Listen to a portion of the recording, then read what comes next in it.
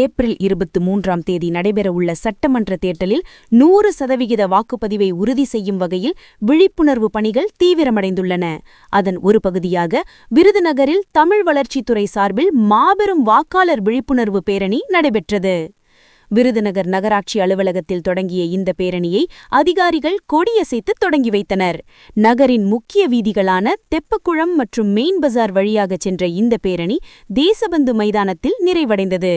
இதில் தமிழ் வளர்ச்சித்துறை அலுவலர்கள், பணியாளர்கள் மற்றும் அங்கன்வாடி ஊழியர்கள் திரளாக கலந்து கொண்டனர்.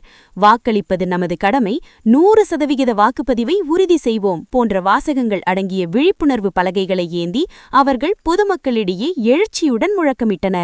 தேர்தல் திருவிழாவில் அனைவரும் பங்கேற்று ஜனநாயக கடமையை நிறைவேற்ற வேண்டும் என்பதே இந்த பேரணியின் முக்கிய நோக்கமாக அமைந்தது.